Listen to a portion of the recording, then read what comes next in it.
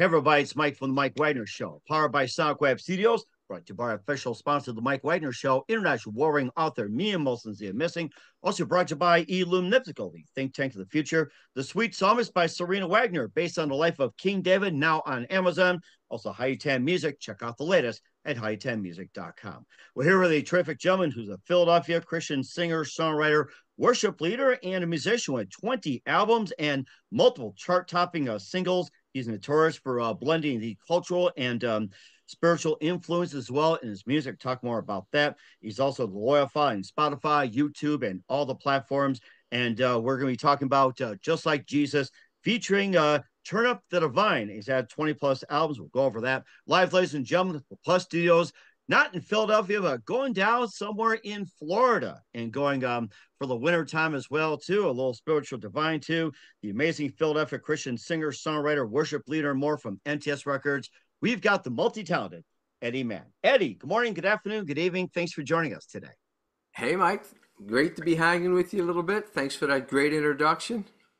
I got no place to go but down, man. You know, you set the bar for me. Well, I'll tell you one thing: you got to have a place to play music and be on the program and everything else. So you've got some really good area as well. You're a Philadelphia Christian singer, songwriter, you're a worship leader and a musician. 20 albums, experience, and multiple chart-topping hits. You're notorious for blending cultural and spiritual influence into music, and you with a deeply moving experience and offering hope, compassion, and divine love as well. You have a loyal following on Spotify, YouTube, and all the social media platforms. You also had some releases like The Consequence, Hope of the World, Hallelujah, and you also had Chapel Songs, Endurance, POP, and a lot more. We're going to talk about the latest, Just Like Jesus, from the new release, Turn Up the Divine. And before getting all that, Eddy, tell us how I first got started. Well, I guess I was fortunate to grow up in a house that was really open to the arts, all different kinds of things. I heard all kinds of music, and my mother passed on a lot of culture to me. You know, when you're a kid, you're just absorbing things. You don't really think of them as tools or things you're going to use in the future, but these things slowly become part of the fabric of each person. And for me, when it came time to when I realized that what I was driven to do musically was to write. I mean, I started off as just wanted to be a good guitarist, and I went out and made a living early on just as a sideman, and playing any kind of music to survive. But I grew into this place where I realized that no, what got me out of bed each day was the writing process, creating something new. And at a period in my life, I was called to write for the church, something I never thought I would do it. I never asked to do it. But again, part of that childhood experience was my parents going to church every Sunday, and seeds were planted. And when I was still doing the secular music, you get to a point in your life where you feel like, at least I did, I felt like there had to be something more than the next woman, you know, honestly, the next woman, or the next drug, or the next drink, or the money itself. And fortunately for me, I had this grounding experience in the church. I had a place to turn to look for something deeper. And it was a very short time after that a pastor that I'd never met from a church I had never attended heard an album, invited me in for a 15-minute conversation, which 3 hours later turned into me having a contract as a worship leader at this church. And Nice. I had to. I could lead a band in my sleep at that point. I was a fine musician. I had worked very hard at my craft, but I was not a spiritual leader, and those first couple years were rough, to the extent that whenever I meet some of those folks now, I still apologize for what I was like, because having been a secular musician, if your bandmates, if they weren't prepared and they didn't make their mark, they were replaced because they were on a payroll, they were getting paid. And then all of a sudden I was in this new experience where everybody else that was I was basically handed or I had a group of musicians that were all volunteers. Most of them had not played outside of their bedroom before. Hmm. Um, and but their heart was right. Their heart, they wanted to use the gift that God gave them. So it was up to me to figure out what the gift was and the best way to utilize it. And if I could make them sound like they were getting paid, then I was doing my job really well. So there were some bumps in the road in the beginning, as there should be. That's part of the journey. No matter how old you are, no matter how long you've been a believer or follower, your journey's hills and valleys. That's how we grow, by the challenges in the world. So um, I I feel I'm really really blessed to have had the journey I had, and in hindsight, I could see exactly how God was working, and everything made perfect sense where that I ended up where I'm at today. Hmm. And of course, you talked about having a rough road as well too, and it did take some time, and I can imagine that. And of course, maybe some stories about rough road and everything. And it took like a couple of years. I mean, that had to be like just, I mean, patience. It was just something you can't find these days.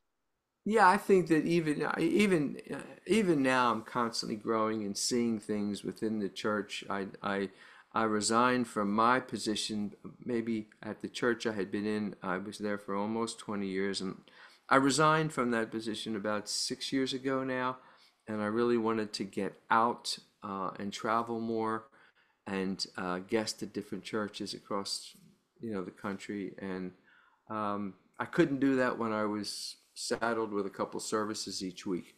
And it was part of the growing process. It was time, I felt, to move on to a new challenge, and to also put myself into the marketplace, so to speak, so that I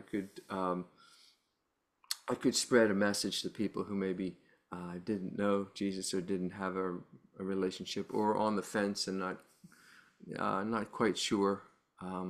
So I wanted to write. I had a couple albums, and I do this every. I mean, I usually end up with in between each worship album is one or two albums that are songs that are just how I'm surviving in the world at any given moment in my life along my journey. Because it's all faith driven for me. It always comes back to that. Um, and they're great. Those songs are always great conversation starters because if someone wants to know the background or the inspiration for the song, they're basically asking me to open up the Bible. Um, Hmm. and That. I'm much more comfortable in that situation. I'm never going to be the guy on the corner screaming scripture and waving the Bible at people. Oh That's yeah, not. or like the megaphones, just like come to Jesus," I, everything I, like that. So some people yeah, have the gift, some don't. I would just be here behind the mic. So. yeah. Well, some people need that approach to wake up or to hear God. That was not me. I was always more of a soft-spoken kind of guy, and I want to be in conversation with people, and I encourage people all the time if they hear a song and it just strikes them the wrong way and it just gets under their skin, then I really want to talk to them. I mean, that's a great opportunity for me to grow, to know what was it about that particular piece of music. Was it the text itself? Was it something I played musically? Was it it doesn't have to be, I don't need to be surrounded by cheerleaders. That's not a realistic way to go through life either. Hmm. It made me think too that if I've been involved with Christian music myself and something bothers them, it's more of a conviction. Oh yeah, absolutely, absolutely. There's nothing wrong with that. I think that's again, that's a iron sharpens iron. We need to be challenged to grow.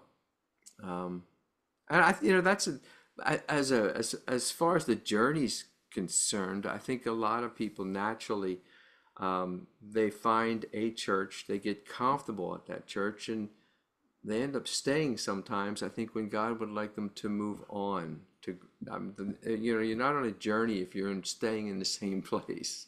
Right. Yeah, like the back pews, the back seat, or like say you're an automatic, you give to the plate, you sing and everything like that.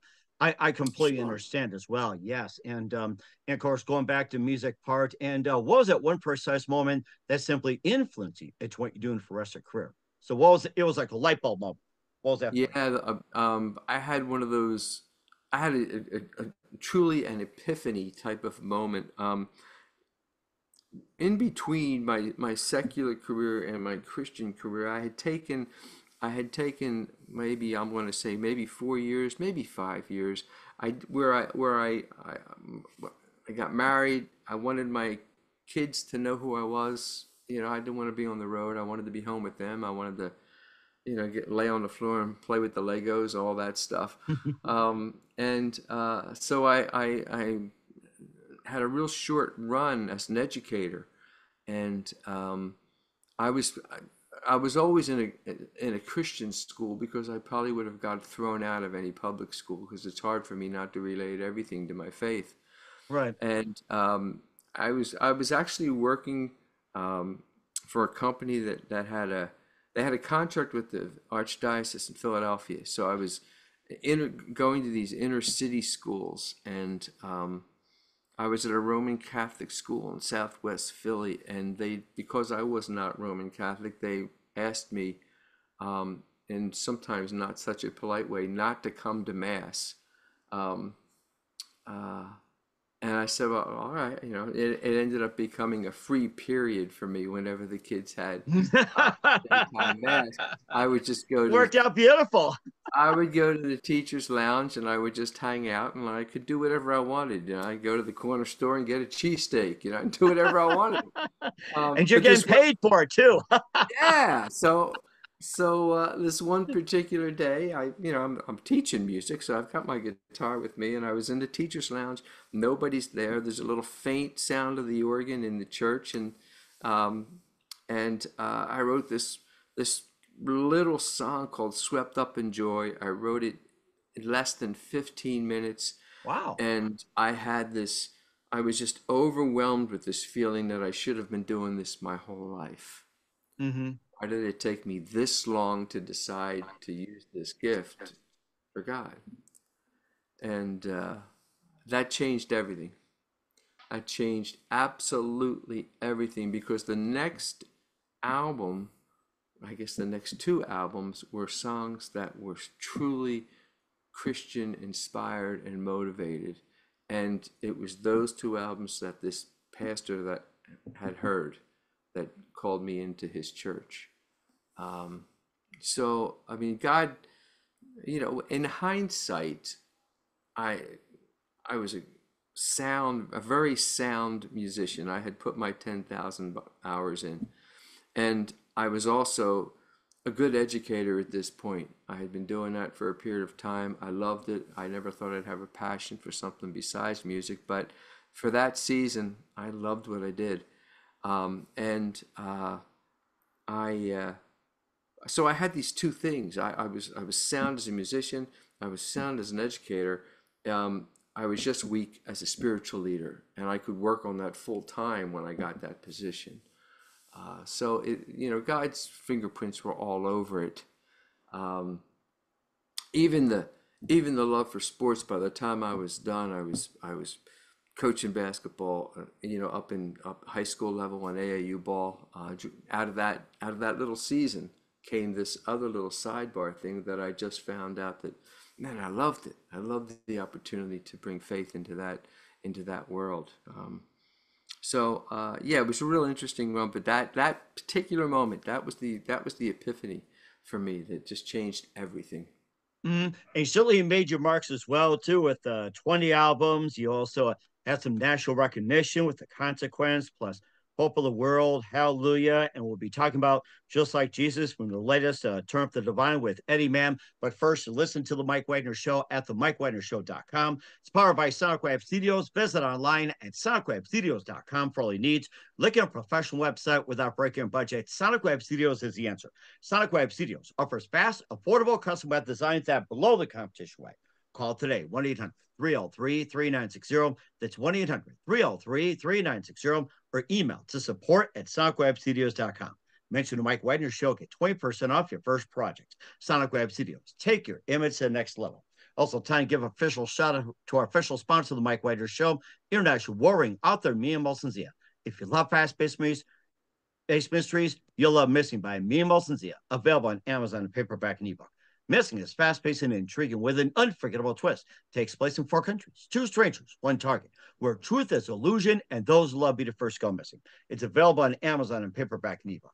Missing by me and Molson Zia's got great reviews, and even loved and endorsed by Howard celebrities, including Jordan Cassie, Forbes Riley, and Ellis. So grab your copy today for Girls Missing by me and Molson Zia, available on Amazon. Coming soon to Amazon, Missing 2 by me and Molson Zia.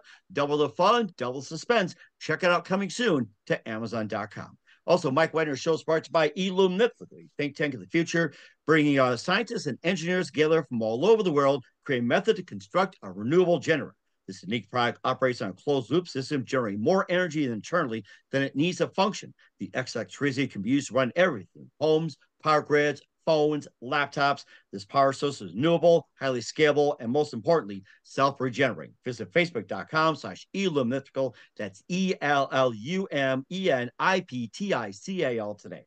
Also, the Mike Wagner Show is brought to you by The Sweet Psalmist by Serena Wagner, based on the life of King David and 30 exquisite paintings and the King David Psalms. The Sweet Psalmist gives a new perspective of David through the Psalms he wrote and his time as a shepherd, where it started, and his complicated yet turbulent relationship with King Saul. It's a story of love, betrayal, repentance, hope, and more. Check it out, The Sweet Psalmist by Serena Wagner on Amazon. Keyword Sweet Psalmist Serena Wagner. Also brought to you by Hi-Tan Music, featuring the latest Baby Come Back. New music coming soon. Check it out, hitanmusic.com.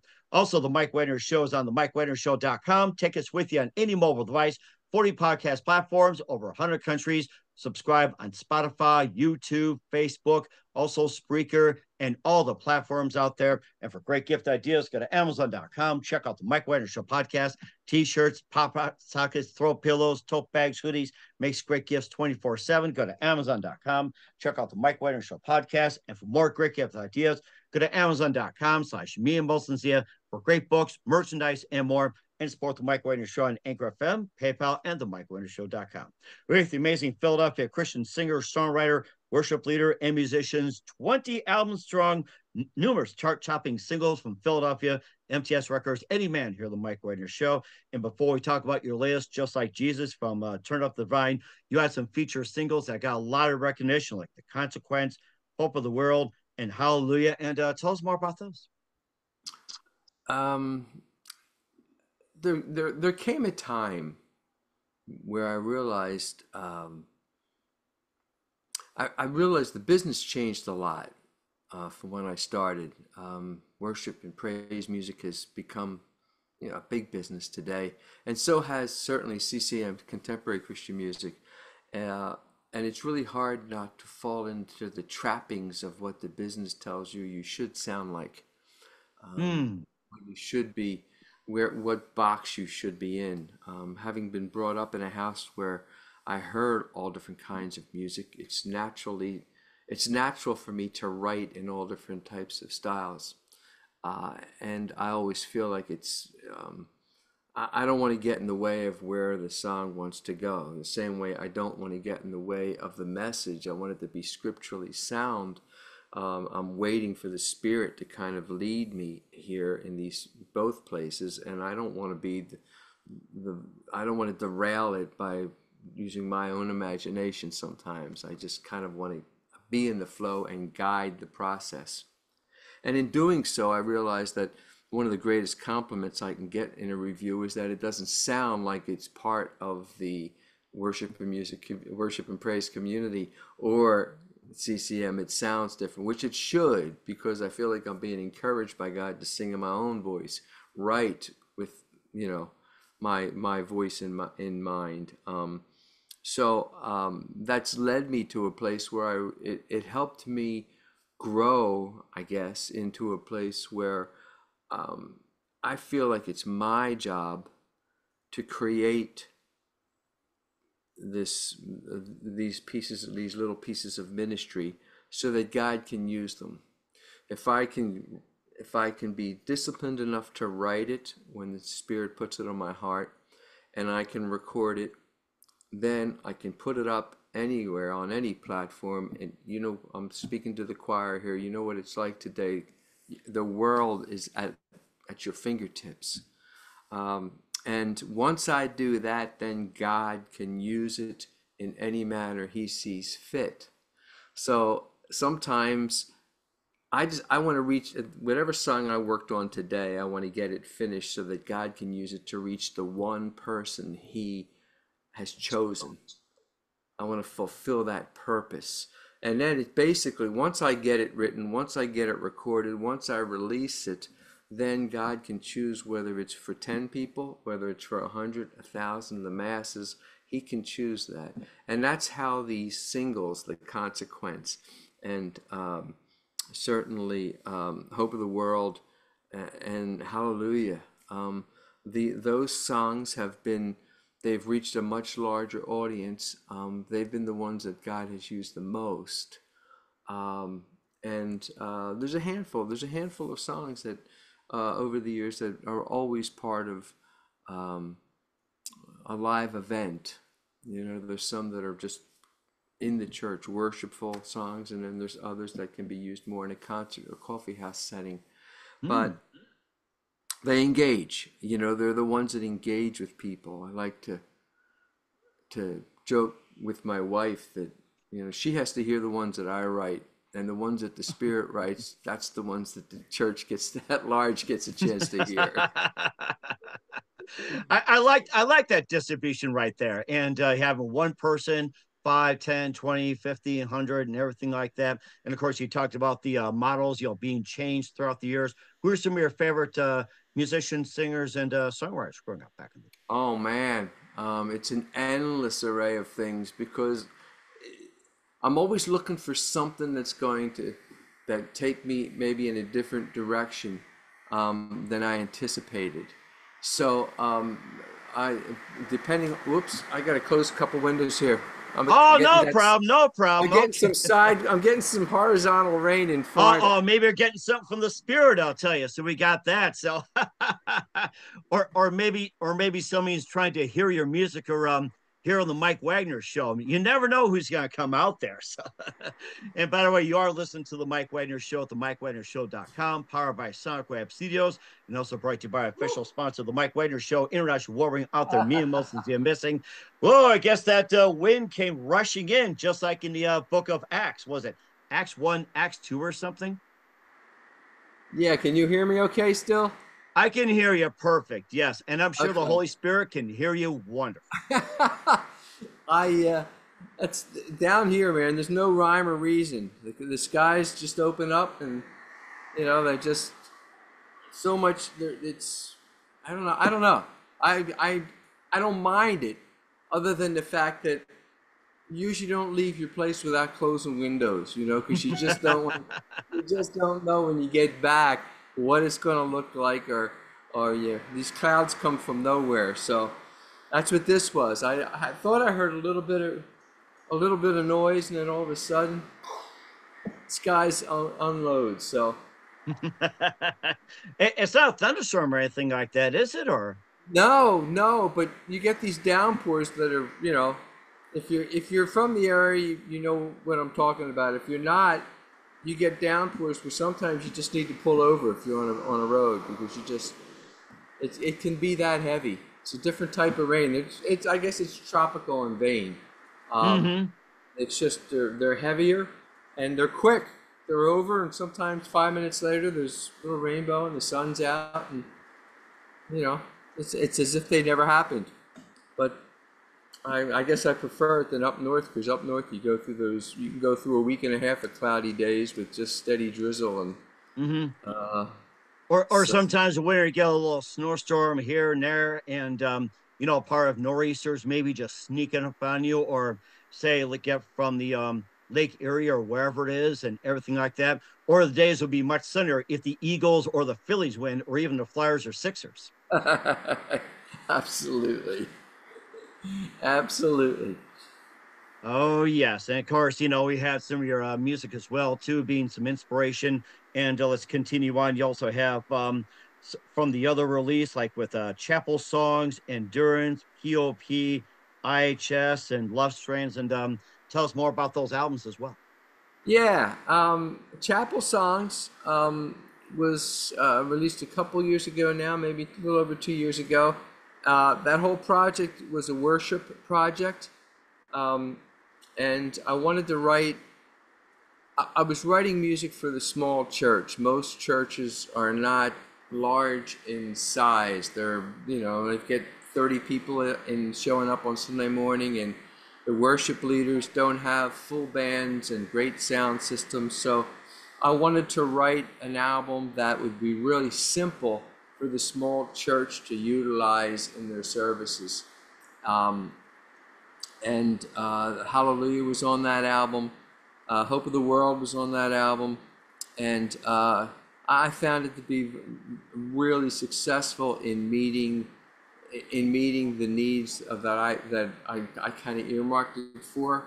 Because I'd go to a conference and someone would tell me that they love this song, but they can't do it because they didn't have, six pieces in their band. They didn't have a keyboard player, they didn't have a drummer, and I would spend the time with them just with an acoustic guitar and say, this is all you need. You just need the melody and you need the text and you need to be able to present it for people and give them an opportunity to worship with it. So that was the kind of the backbone of that. Um, Most of the albums are not conceptual, other than outside the fact that okay, this is a worship album, and the next one's going to be songs about the kingdom and how I survive in it. Um, but there was an album called there's a release called Simple Things, that were, I guess it's more of a folk album. I wrote it. Each song is written, inspired by a particular painting of an artist named Thomas Akins, who was from Philadelphia. Used to go to the art museum a lot when we were in town, and I found myself in this one wing all the time looking at his paintings. And I was one afternoon I was in there and I realized that I was kind of hearing music and between the brushstrokes seeing stories. Mm. So I ended up writing about, I don't know, 16, 18 pieces of music, I think 12 of which are on that album. Um, I was just sharing with somebody this past week that um, there was a song on there. Oh, what was it called now? I want to say The Conversation, but that's not it. The Courtship. And it was a painting. Obviously, the titles of the songs are the titles of the painting. And it was a song called The Courtship. And it was basically a woman at a spinning wheel with yarn, and a gentleman sitting behind her, kind of looking at her affectionately. And I wrote this song of this, basically it was a love song. Um, and I had a friend one time write me and said, I love this song. It's such a beautiful song between you and God. And I thought, what? Come again? And he said, no. He said, that line about angels waiting at the door and stuff. And I went back and I read it. And I thought, wow, my faith is strong. And I'm a man of faith. So even when I'm writing something that I think might be, outside of the church, it's not. I mean, this whole song, The Courtship, became, my love affair with God. Um, and for that season, I used it live. You know, I used it live for that whole season. And I was able to tell the story how this occurred, and it ended up being a great metaphor for each of us in our lives. That no matter what we're doing, Mm-hmm. it, it's ministry work. It's Nice. all for God. So whatever you're doing during the course of your day, you want to do it in a way that represents the fact that you're a believer, that you're a follower, that you know your life is about love and compassion and reaching out to other people. Mm-hmm. So yeah, they're each album. Even though the ones, most of them, as I said, you know, they're not conceptual in nature, but there's always something, a thread that kind of ties it together because the songs are written over a period of time and they're representing what I'm going through, how I'm handling um, whatever the world's going through at that particular time. Mm-hmm. I don't necessarily write on a specific topic on purpose, but you can. I mean, you write about what you know, and how can you not reflect on what you see in the world today? There's just so much darkness in the world that it's Boy. it's it's hard for it not to appear in our work. Oh boy, I'll tell you, I cannot imagine what's going to happen, especially after the presidential elections. But I guess that's probably another topic as well, too. What's going on, and of course, I Actually, right, yeah. I was going to interrupt you. I released an album called The Consequence. The Consequence song was actually the title track on an album back in 20, oh, I guess was it 2020 or 2016 now? I don't remember. But it was released actually on Election Day. Oh, Um, really? and Interesting. and I didn't, you know, everybody wanted to know, well, you know, which way, I said it's not about that. It's not about which side of the aisle, so to speak, that you're on. It's about not, it was about voter apathy. It was just about apathy in general, that, you know, regardless of the situation, you have an opportunity to be heard and you want to utilize that opportunity. You don't want to sit back and not use it. That ruins the whole concept. So, but it was really written from that point of view that because there were so many people in my life that had said or done simple things that all had like major consequence. I mean, I'm here tonight having a conversation with you and whoever else is going to be listening in um, because of what these people have done in my past. So, and they're probably Gotcha. not, most of them are probably not aware of the influence they had, but we have that power over everybody we meet all day long, every day. So, but Mm-hmm. I took off there for a minute when we got talking about the election. That no, that's perfectly fine, and it also opens up to a lot of things, and I think a lot of us should be just like Jesus. And speaking of that, we'll talk more about that with Eddy Mann. You listen to the Mike Wagner Show at the MikeWagnerShow.com, powered by SoundWeb Studios, brought to you by official sponsor of the Mike Wagner Show, international warring author Mia Moses Missing. Also brought to you by Elum Mythical, think tank of the future. The Sweet Psalmist by Serena Wagner, based on the life of King David, now on Amazon. And High Music, check out the latest at high10music.com. We'll be back with the multi-talented Eddy Mann of Just Like Jesus from Turn Up the Divine after this time out. We're back with the multi-talented Eddy Mann of Philadelphia here on the Mike Wagner Show. And of course, we talked a lot about things, the spirituality, meaning of songs, the background, and everything else, and how we should be like just like Jesus. We'll find out more and tell us more about that song, especially from Turn Up the Divine. Yeah, Turn Up the Divine was um, again, was not, you know, there was no concept behind it. The songs just kind of fell together over maybe 6 month period. There were a couple of them that were older that didn't make it on previous albums that seemed to fit really well conceptually or rather organically with the sound of the other songs. Um, and I don't. It's funny. I don't remember the origin of the title. I just know that it was it was like on my desk. This is what the next project needs to be called. And it wasn't until I actually saw it in print and saw the album and saw the title there that I realized how much the world needs to turn up the divine. Oh yeah, or turn up the volume, or turn up whatever. So, or Yeah, turn up the heat on some. yeah. And just the song, just like Jesus, was born out of a. It was born out of a Sunday morning church service, actually. I was filling in at a young church that didn't have a worship leader, and they reached out to me and said, could you fill in for a month or two on Sunday morning to help us get up on our feet? And I said, well, absolutely. And I had, there was just a feel about the church. It was different. I guess all churches feel a little bit different, but Mm-hmm.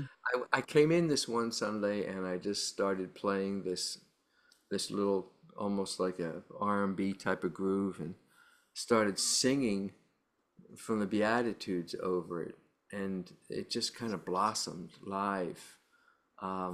And people were just up out of their seats and engaged Nice. in a time of worship, and there was a call and response sense to the lyric I was singing.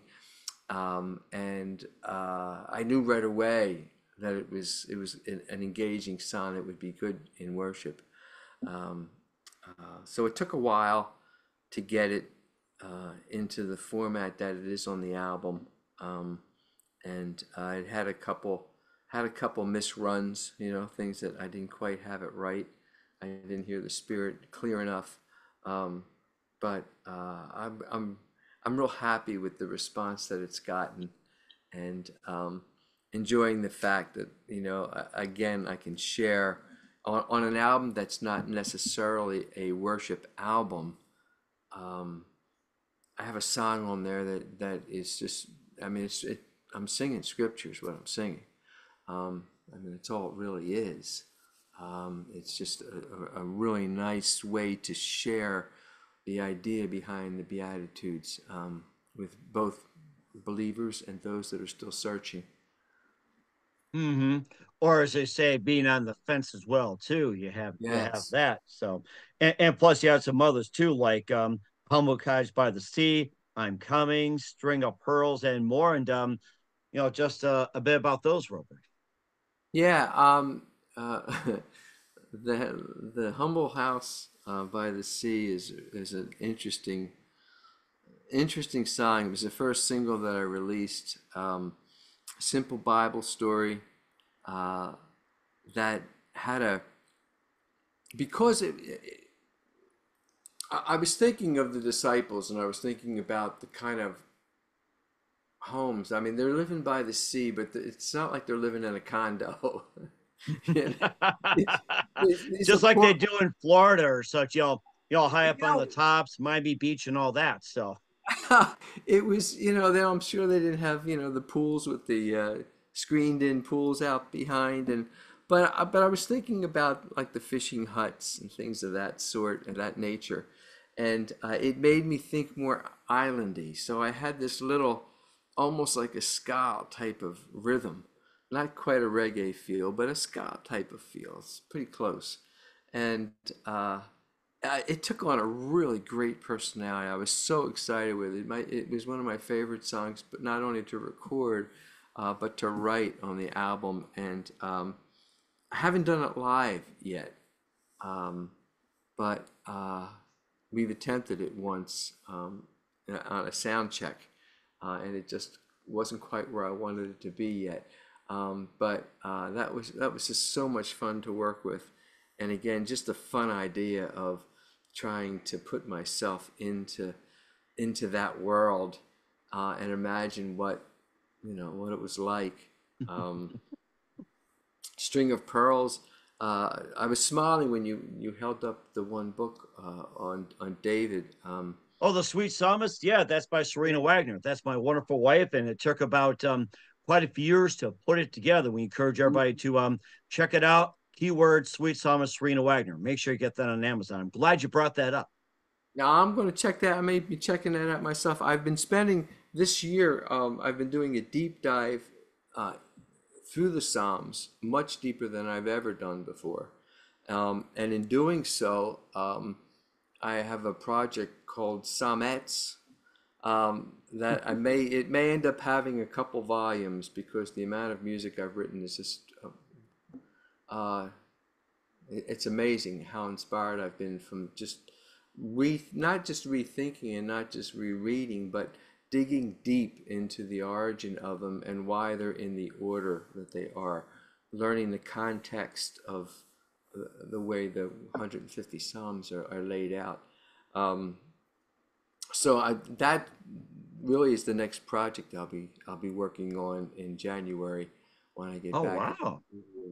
I'm trying to take some time off. I'm just writing, and I'm trying not to actually. Um, it's hard for me sometimes not to work, but it's also healthy for me to take a step back. Obviously I'm allowing myself each day. I'm doing a dive through uh, the next psalm, and I've got about 25 more to Oh, wow. complete over the next month, which will be nice.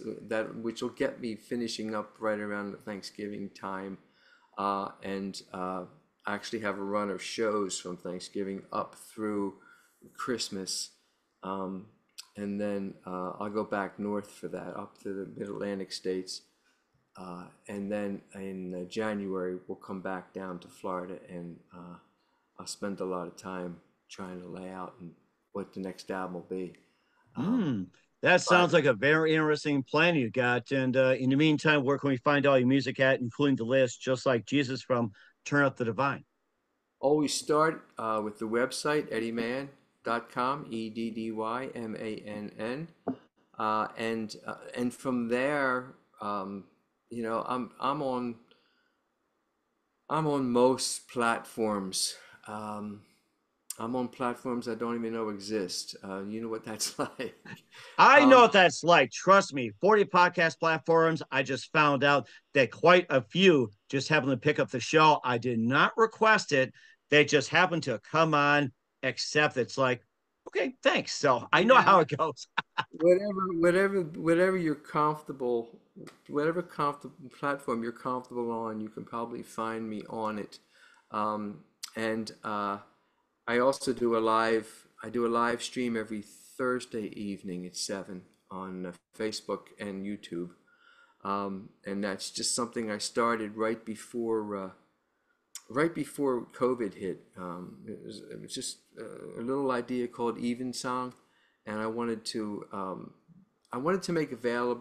make something available for those people that could not get out to see me at my events. Hmm. Sometimes they didn't have transportation or they didn't have the finances to do it, and I wanted to kind of bring it to them. So Good I've idea. I've been doing that. I've done about 170 plus of those, so I've been doing that for a while now, and I'm really enjoying that ministry.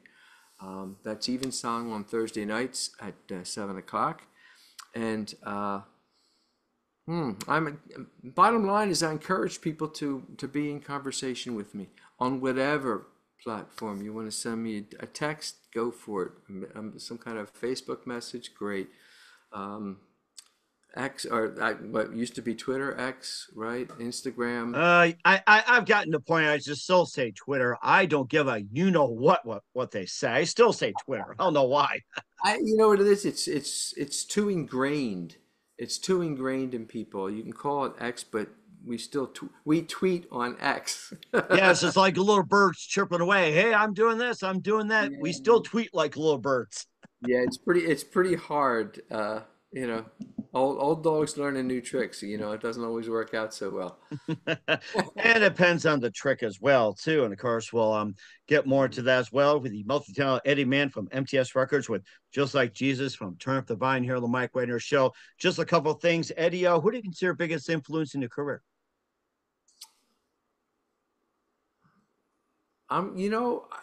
Really my parents. Um, because I think about what I'm doing now. My father was a bebop pianist. My mother was, like I said, always pushing culture at me. They both were churchgoers and planted seeds.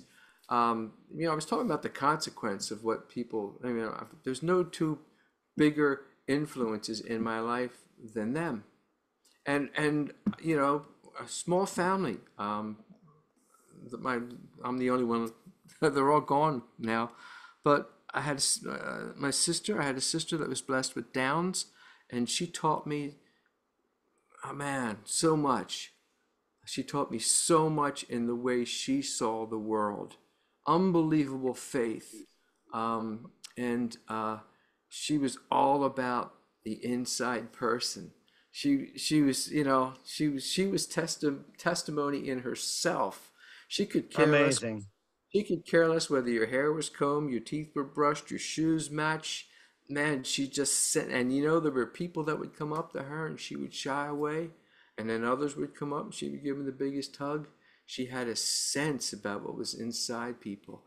So, you Wow. know, the three of them, it was such a blessing to grow up in that household. I used to tell people that, uh, you know, for those that are old enough, to the old sitcoms, I was like brought up with Ozzie and Harriet, or Leave It to Beaver, or one of those, I even remember those. Yes. And even you those go into the 70s, going to 80s, and happy list days. goes on and on.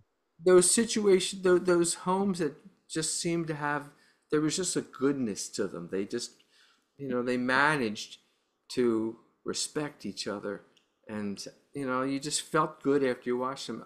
I grew up in that. A lot of my friends didn't. Unbelievable blessing there. Mhm. That's And it also made me think of the honeymooners. It's like they work out situations in a lot of ways. It goes, I'll get you right in the kiss and take you to the moon. Sorry, I had to throw a little Jackie out there, I'll tell you. So one of the bigger influences, all right. that orchestra leader, everything. So a little Jackie had to come out. I apologize. Amen. Oh, you got that. And lastly, what's the best advice you can give to anybody at this point? Wow. Be yourself. Be yourself. That God doesn't need any of us to be a imitation of anyone else. And that's hard because we see success, the way somebody looks and what they act and what they dress and how, no, no, man. Be the individual that God created. Be the individual. Speak in your voice, write in your voice, talk in your voice, spread the word in your voice.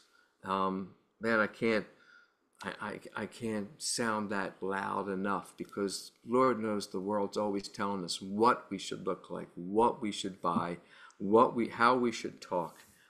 Man, you know, you got to turn it all off. Hmm. Turn it Yeah, all thanks off. to social media, you get these ads every single time. Like, say, if you're looking for, Philadelphia Eagles merchandise, next thing you know, 5 seconds later, yeah, we got merchandise. Go to this, go to that, Amazon, Temu, whatever. It's like you're getting bombarded. Seems to mention, let's say Philadelphia Eagles, or let's say you looking for a place to eat, and it's like got 50 ads for a place to eat. It's like, oh my goodness. I was sharing, well, that's about a month ago now. It was right before, it was toward the end of my last run of shows. I was sharing one night about the bombardment of advertising, especially at Christmas, when the magazines start coming, and every day you've got three or four things in there. And I said, I got this really beautiful outdoorsman magazine, and it had this unbelievable section with fishing paraphernalia. And I'd never seen anything like it before. And I mean, I had my cart was full. You know, I'm getting my credit card out and I'm ready to buy this stuff. I don't fish.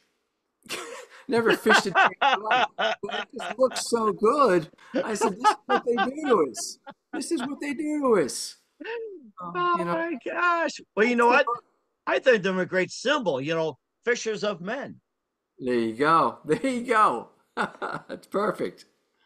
I That's think per I think God had a purpose on that one. It's like buy fishing gear and everything on no one fishing, fishers of men. I think that was a nice subtle hint right there.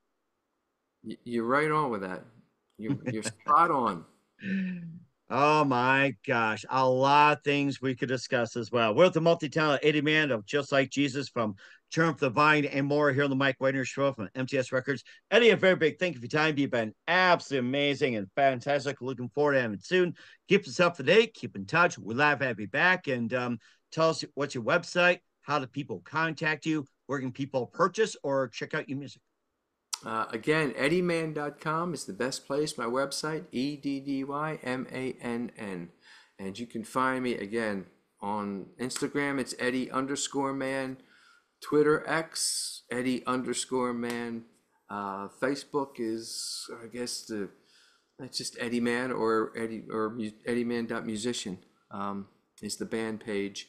I'm all over the place. I'd love to be in conversation with you, so please reach out. We will certainly do so. Once again, Eddy, very, very big thank you for your time. You've been absolutely amazing. Looking forward to having you again soon. Keep us up to date. Keep in touch. We'd love to have you back. We wish all best. And Eddy, you definitely have a great future ahead. You too, my friend. God bless.